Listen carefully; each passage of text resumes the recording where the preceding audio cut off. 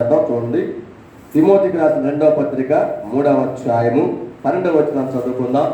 అపోస్తలుడైన పౌలు తిమోతికి రాసిన 2వ పత్రిక, 2 తిమోతి అంటాం, 3వ అధ్యాయం 12వ వచనాన్ని మనం చదువుకుందాం. 2 తిమోతి 3:12. ఈ సందర్భంగా దేవుని వాక్యాన్ని మనం చదువుకుందాం.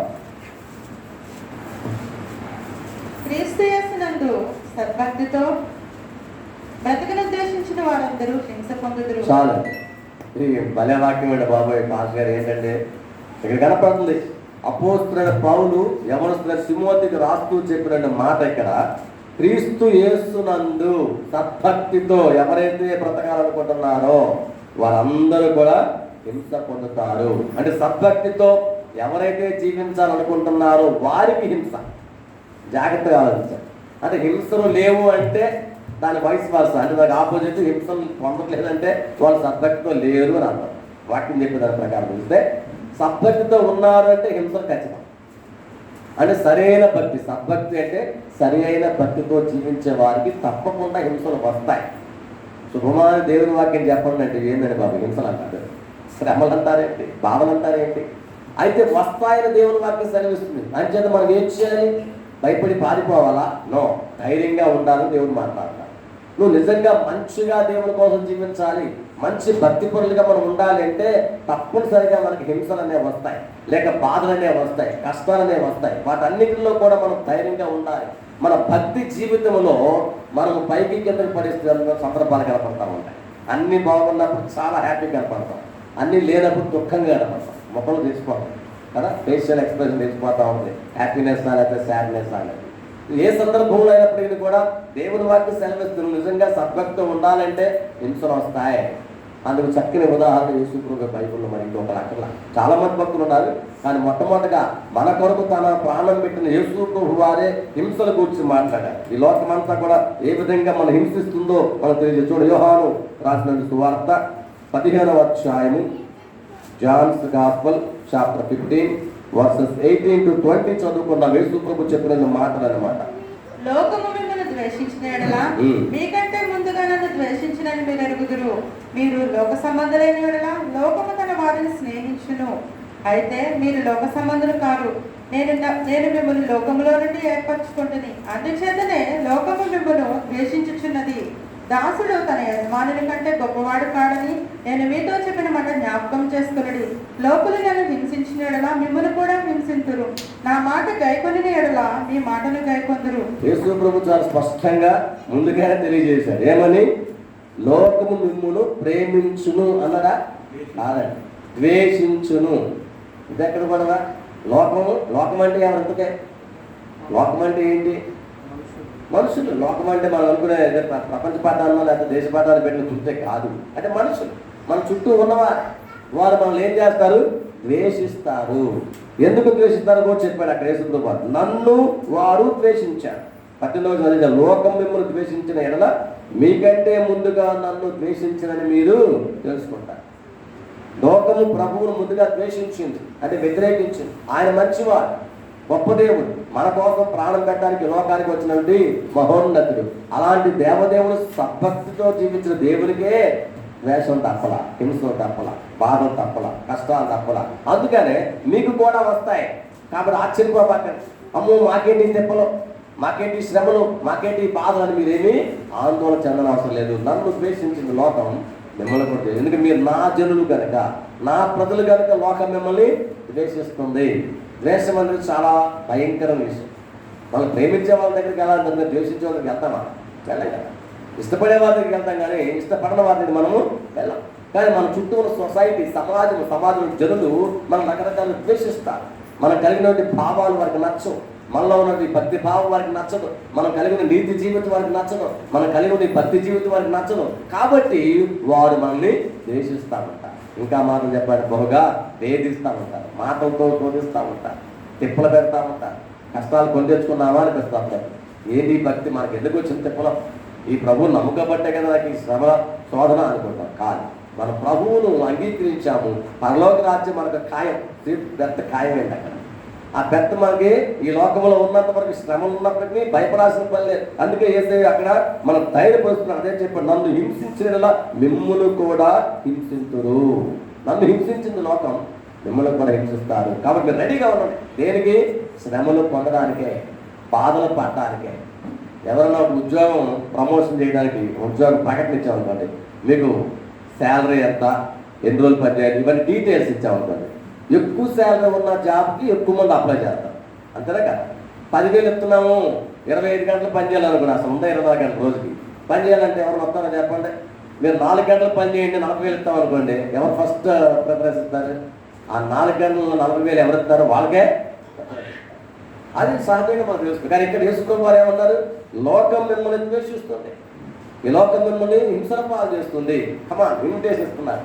అలాగైతే భక్తిలో మనం సాగడం చాలా కష్టం. కానీ యేసుప్రభువు ముందుగానే మనల్ని ధైర్యపరుస్తున్నారు. లోకం మిమ్మల్ని హింసల పాలు చేస్తుంది, శ్రమల పాలు చేస్తుంది. అయితే మీరేం చేయాలి?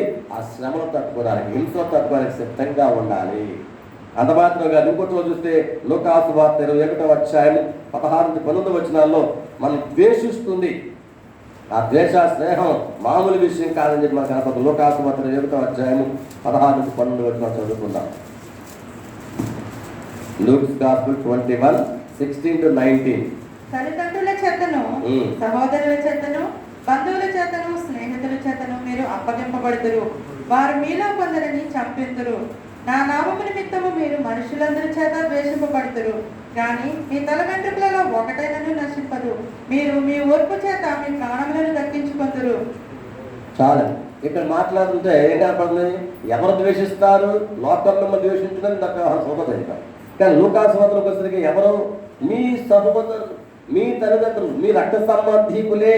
ఇది కొంచెం బాధాకరమైన విషయం, కానీ జరుగుతుంది. జాగ్రత్త. ఎందుకంటే బంధాలు, బాంధవ్యాలు, డబ్బుల విషయంలో సమస్యలు వచ్చినప్పుడు విడిపోయి మరి చాలా సమస్యలు, శ్రమ తెచ్చుకునే సందర్భాలు కనపడుతున్నాయి. చాలా ఆరోగ్య సందర్భంలో మీరేమీ కంగారు పడక్కర్లేదు. ఏం చేయాలి? మీరు నా నామం నిమిత్తం మిమ్మల్ని అందరూ కూడా ద్వేషిస్తారు. అక్కడ కనపడిన అందరి చేత, మనుషులందరి చేత ద్వేషం ఉంటుంది. అంటే అందరూ మనకు ద్వేషిస్తారు. అదే పాస్టర్ మనం పొగిడేవాళ్ళు లేరా, వాళ్ళు మెచ్చుకునేవాళ్ళు లేరా? భక్తిలో ఎదుగుతుంటే వెరీ గుడ్, చాలా భక్తిలో ఉన్నారు, మంచివాళ్ళు అంటలా. దేశం పెరిగిపోతున్నారు మన మీద, పగా ప్రతీకార పనుల్లో మన మీద పెరిగిపోతుంట. ఇవన్నీ కూడా చాలా సహజంగా జరుగుతుంది. అయితే ప్రభువు చెప్పిన ప్రోత్సాహకర మాట 18 చదువుకోం. మీ తల వెంట్రుకల్లో ఒకటైనను నశింపదు. అలాంటి వారు మన చుట్టూ ఉన్నా కూడా మీరేమీ ఆందోళన చెందనక్కర్లేదు. ఎందుకంటే మీ తల వెంట్రుకలు ఒక్కడ ఉడప అని వారు ఏమీ చేయలేరు. మనసులో ప్రాణం ఉన్నంత వరకు మనకి మనుషులు కానీ ప్రాణం సహజంగా విసుక్కుంటూ ఉంటాం, బాధపడతా ఉంటాం.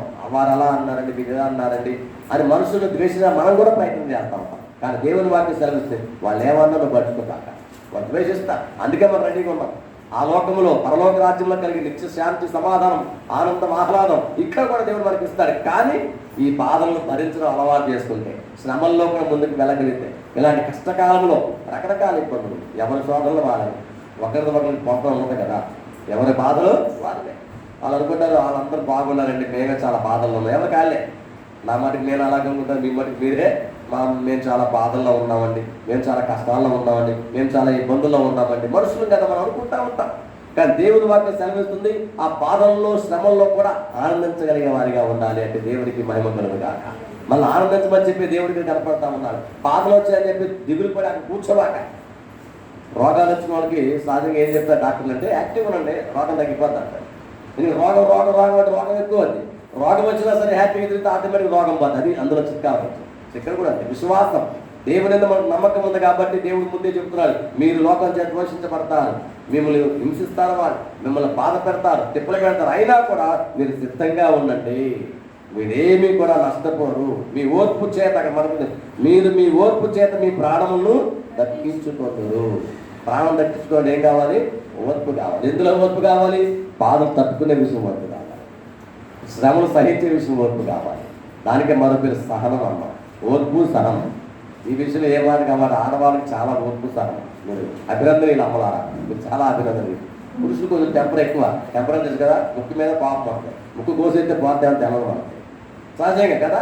మాట మాట చిన్న మాటే, చిలికి చిలికి గాలి వాళ్ళు అంటారు చూసారా, మాట మాట చిన్న మాట పెద్ద విభేదాలు సృష్టిస్తుంది. కానీ ఓర్చుకుంటే, సహిస్తే సరిపోవాలి. సో మనుషులు బంధువులు కావచ్చు, రక్త సంబంధులు కావచ్చు, ఆ బయట వారు కావచ్చు, అయిన వారు కావచ్చు, ఎవరైనా కానీ లోకం అంతా కూడా మనం ద్వేషిస్తుంది. మనం రెడీగా ఉండాలి. Come on, you can hate me but I love you. నువ్వు నన్ను ద్వేషించి పర్వాలేదు, నేను మాత్రం నేను ప్రేమిస్తుంది. ఇక్కడ ఏ సైజ్ చెప్పాడు అన్నమాట సూత్రం. సింపుల్ ప్రిన్సిపల్, చాలా సాధారణ సూత్రం కానీ చాలా కష్టమైన సూత్రం. ప్రిన్సిపల్ సింపులే కానీ పాటించడం చాలా కష్టం. ఎదుటివాడు మనం కొడతా ఉంటే కొట్టు అంటావా, చాలా కష్టం కదా. అయినా సరే కొట్టుమన్నప్పటికీ మనం కొడుతున్నప్పటికీ మనం ఎదురు కూడా అలాగే ఉండాలి. యేసుప్రభువు అలాగే దెబ్బలు తిన్నారు మన కోసం. మనం దెబ్బలు తినమంటున్నా, బాధలు తెలియక మనకు వచ్చినప్పుడు మన యాక్షన్స్ ద్వారా, మన కార్యాలు ఏమేమి చేసినా దాని ద్వారా, మన యాటిట్యూడ్, మన వైఖరి ద్వారా రకరకాల తిప్పలు మనకు వస్తూ ఉంటాయి. ఇవన్నీ కూడా వస్తుంటాయి. అవి హింసనైనా, శ్రమనైనా, బాధనైనా, శోభనైనా, మనం ద్వేషిస్తున్నా ద్వేషంతో మనం భరించలేము. ఏంటంటే వీళ్ళు ద్వేషిస్తున్నారంటే ప్రేమించే వాళ్ళు లేరు, ద్వేషించే వాళ్ళే కనపడుతున్నారు. అయినప్పటికీ కూడా మనం ఆందోళన చెందనక్కర్లేదు. ప్రభు మనకు తెలుగు సెలవిస్తున్నారు, లోకం మిమ్మల్ని ద్వేషిస్తుంది, హింసిస్తుంది, అయినా మీరు ధైర్యంగా ఉండండి. ఎంతకాలం ఇది చూడండి. 73వ కీర్తనలో ఆసాపు చెప్తాడు, ప్రతిరోజు ఇదే బాధ బాబు, ఒక్కరోజు కాదు, చాలా బాధ ప్రతిరోజు వస్తుందంటాడు. 73వ కీర్తన 14, 15, 16, 16, 3 వచనం చదువుకున్నాం.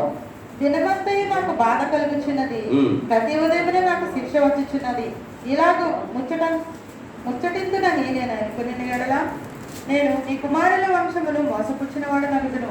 ఆయనను దీనిని తెలుసుకొనవలనని ఆలోచించినప్పుడు నేను దేవుని పరిశుద్ధ స్థలంలోనికి పోయి వారి అంతమును గూర్చి ధ్యానించే వరకు ఆ సంగతి నాకు ఆయాసకరముగా ఉండెను. ఇక్కడ మాట్లాడుతున్నట్టు ఆసాపుగా ఎప్పుడంటది, దినమంతయు నాకు సంతోషము కలుగుచున్నది. సంతోషం వల్ల సంతోషం హ్యాపీగా అమ్మాయి అనుకున్నాం, అక్కడ కనపడింది. బాధ కలుగుచున్నది, ప్రతి ఉదయమున నాకు శిక్ష వచ్చుచున్నది. బాధ, శిక్ష ప్రతిరోజు. మనం అనుకోవచ్చు ఎంతకాలం, ప్రశ్న మనకు అదే కదా, ఎంతకాలం ఇలా బాధలు పడాలి, లేదా ఎంతకాలం తిప్పలు పడాలి, ఎంతకాలం మనకి ఈ శ్రమలు, మనకి ఎంతకాలం ఈ సమస్యలు. ఇక్కడ కనపడుతున్నాయి ఎంతకాలం అంటే ప్రతిరోజు ఇంతే తప్పదు. అయితే ఎంతకాలం 15 చివరి చదువుకున్నాము.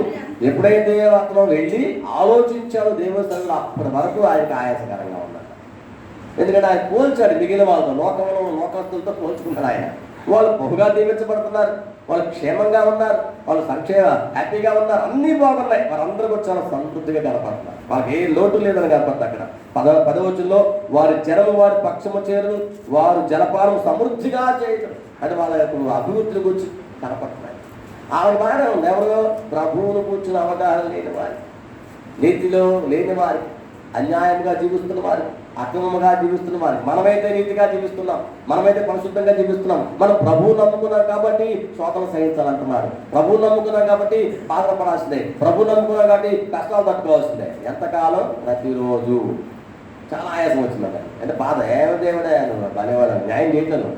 నువ్వు న్యాయవంతులు అయితే నేను నిన్నే గమనిస్తున్నావు కదా, ప్రతి ఆదివారం సంధికి వస్తున్నావు కదా, నమ్మకంగా దశం బాగా ఇస్తున్నావు కదా, అన్నింటిలో మీరు గమనిస్తున్నావు కదా, మరి నాకెందుకు విశ్వాసం? మనం అదే ప్రశ్న వేస్తుంది దేవుడు. కానీ ఇక్కడ ఆసాపు గారికి కూడా అదే డౌట్ వచ్చింది.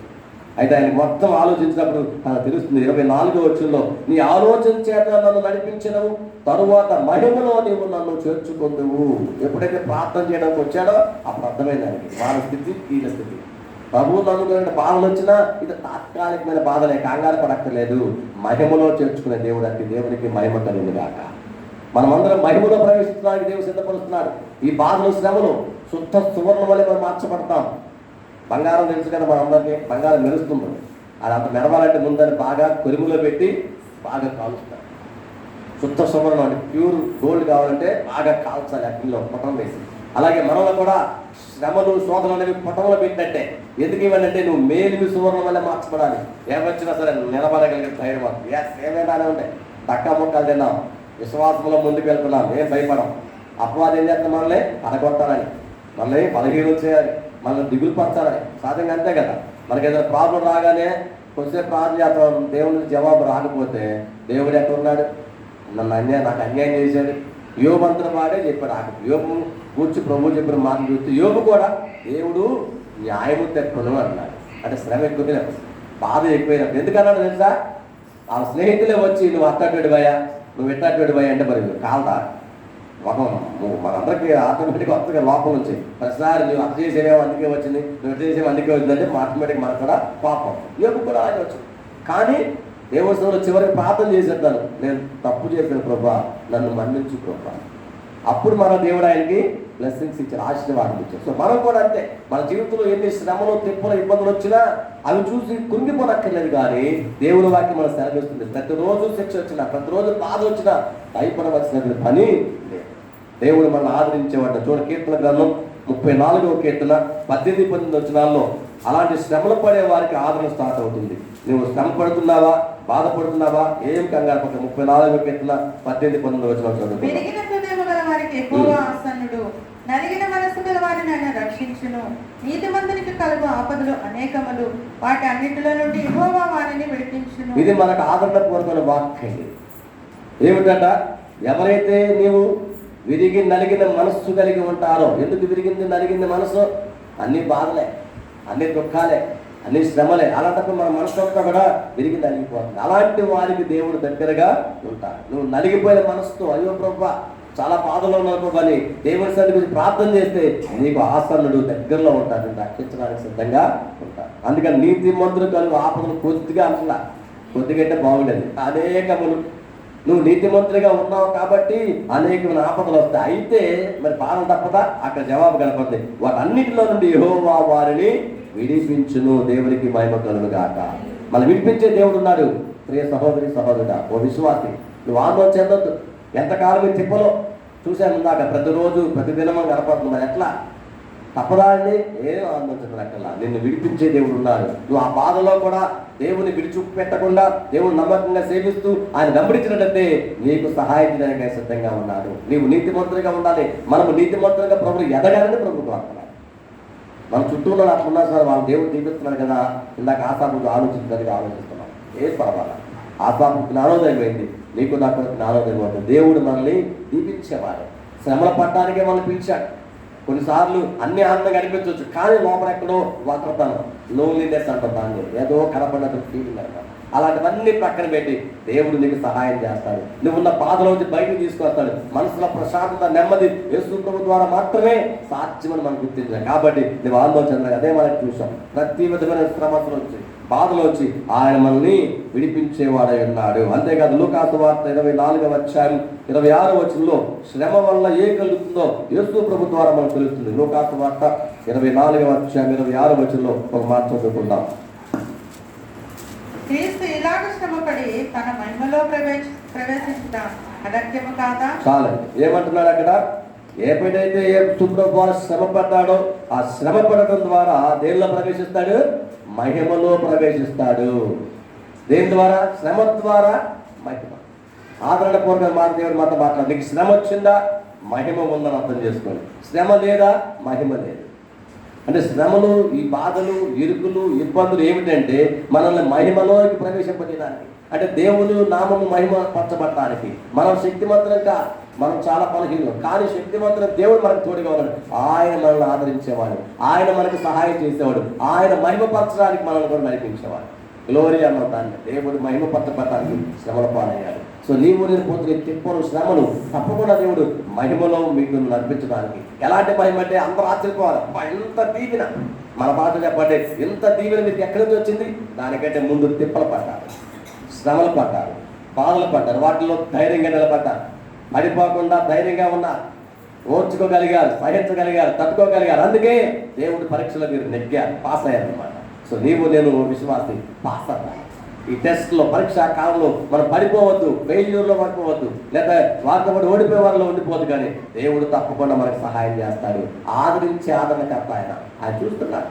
నీవు నేను పడుతున్న ప్రతి తిప్పలు చూస్తున్నాడు. అలాంటప్పుడు మనం ఎలా తట్టుకోవాలో కూడా ఆయన నేర్పించాడు. కానీ హింసలు, శ్రమలు, శోకం చూసి కంగారు పడక్కల దేవుడు తప్పకుండా మనకి మేలు చేస్తాడు. సరే, ఆఖరికి మనం ముగింపులు ఎంతకాలం ఈ శ్రమలు పడాలి? మొదటి పేతురు పత్రిక 5వ అధ్యాయం 10వ వచనం చదివితే మనకు అక్కడ జవాబు దొరుకుతుంది. పేతురు రాసిన మొదటి పత్రిక 5వ అధ్యాయం 10వ వచనంలో పేతురు భక్తుడు చెప్పారు, ఎంతకాలం బాధపడితే మనకి శ్రమ తప్పుతుందో అక్కడ తెలియజేస్తున్నాడు.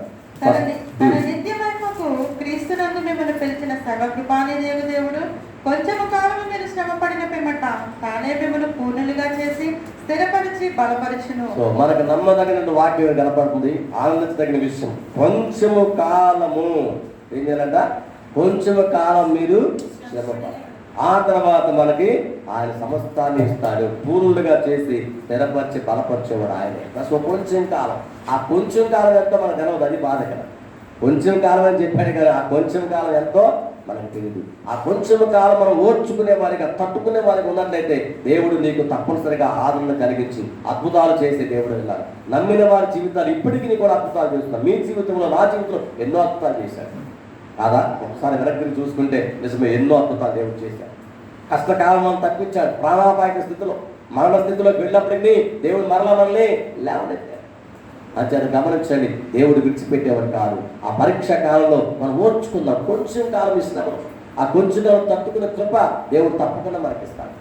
సద్భక్తితో బ్రతకాలని ఎవరైతే అనుకున్నారో వాళ్ళకి హింసలు తక్కువ మనం నేర్చుకున్నాం. నువ్వు మంచి భక్తితో ప్రభు కోసం జీవించాలంటే హింసలు ఉంటాయన్నట్టు ప్రభు హింసలు లేవంటున్నా. కానీ హింసలను తట్టుకుని నిలబడితే అప్పుడు నీవు మహిమ చూడగలుగుతావు. దేవుని మహిమ చూస్తావు, అద్భుతాలు చూస్తావు. నీవేది కావాలని కోరుకుంటాము అది ఖచ్చితంగా దేవుడు ఇస్తాడు. ఎప్పుడు కూడా ప్రోగ్రెస్ రిపోర్ట్ చూసినప్పుడు స్టూడెంట్స్కి మనం ఏం చేస్తాం? ఫస్ట్లో కొంచెం తక్కువ మార్కులు, తర్వాత ఎక్కువ వస్తే ఆనందపడతాం, వెరీ గుడ్ ప్రోగ్రెస్ అంటే అభివృద్ధి ఉంటారు. క్రమక్రమంగా అభివృద్ధి ఉంటారు. అలాగే మన జీవితంలో ప్రోగ్రెస్ అనేది కనిపిస్తుంది. దేవుడు తప్పకుండా సహాయం చేస్తాడు. నమ్మకంతో మనం ప్రార్థన చేసి ప్రభు సదులు అడిగినప్పుడు శ్రమలన్నీ తప్పించేవాడు ఆయన. ప్రభా, ఈ శ్రమలో బాధలు ఓర్చుకోమన్నాం, తట్టుకున్నాం ప్రభా. అందుకు కావాల్సిన బలాన్ని, ఓపికను, ఆరోగ్యాన్ని ఇచ్చేవాడు కూడా దేవుడే. మన నమ్మకాన్ని పెంపొందింపు చేసేవాడు దేవుడే కనుక ఆయన వైపు చూద్దాం. యేసయ్య మహిమను పొందుకున్నాడు శ్రమ పడడం ద్వారా, శిలువ శ్రమ సహించడం ద్వారా. అలాగే నీవు నేను కూడా మన జీవితాల్లో ఎదురయ్యే ఎలాంటి తిప్పుడైనా, ఉప్పెలాంటి ప్రమాదం మన మీదకి వచ్చినా ఏం పర్వాలేదు, రానివ్వండి, ఎదుర్కొన్నాం. దేవుడు మనకి సహాయం చేస్తాడు. వాటిలో ఎలా తట్టుకోవాలో కావలసిన జ్ఞానము, దిగుతాడు దేవుడే మనకిస్తాడు. ధైర్యంగా నిలబడాలి. ఆసాపు ఎలాగైతే ముందు కంగారు పడ్డాడో, తర్వాత ప్రార్థన చేసుకున్న అర్థమేదో వారి స్థితి దారుణం, వాళ్ళు నరకానికి వెళ్తున్నారు. కానీ మనం నిత్యరాజ్యం, పరలోక రాజ్యం మనకు ఉంది. కాబట్టి మనం ఏమీ ఇబ్బంది పడక్కర్ల. దేవుని కోసం మనం ధైర్యంగా అవుతాం. దేవుడు నీకు నాకు సహాయం చేశాడు. కానీ శ్రమలు పడినప్పటికీ దేవుని కోసం నిలబడ్డామని తెలియజేస్తూ మనం మాకు ముగించుకుందాం. అందరూ తల ఉంటుంది, కళ్ళు మూసుకొని ప్రార్థనలకు వెళ్తాం. ప్రియమైన విశ్వాసి, నీవు సద్భక్తితో బ్రతకాలనుకుంటున్నావా? నిజమైన క్రీస్తు భక్తి చేయాలనుకుంటున్నట్లయితే హింసలు తప్పం, బాధలు తప్పం. అయితే వాటన్నిటి నుంచి విడిపించే దేవుడు మనకు తోడుగా ఉన్నారు. ఆదరణ కలిగించే దేవుడు తన వాక్కుల ద్వారా మనతో మాట్లాడుతున్నాడు. హింసలైన, ద్వేషమైన, ప్రజలు మనం ద్వేషిస్తున్నారు, ఇబ్బందుల పాలు చేస్తున్నారు, కష్టాల పాలు చేస్తున్నారు. ఆర్థిక ఇబ్బందులు, అనారోగ్యపరమైన ఇబ్బందులు, కుటుంబ సమస్యలు, అనేక రకాలైన సమస్యలు, శోధనలు ఎన్నో ప్రతిరోజు వస్తున్నట్లుగా అనిపిస్తాం. అనుదినము శిక్ష వస్తున్నట్లుగా ఉంది. అయితే వీటన్నిటి నుంచి కూడా దేవుని ఆదరణ మనకు కనపడుతుంది.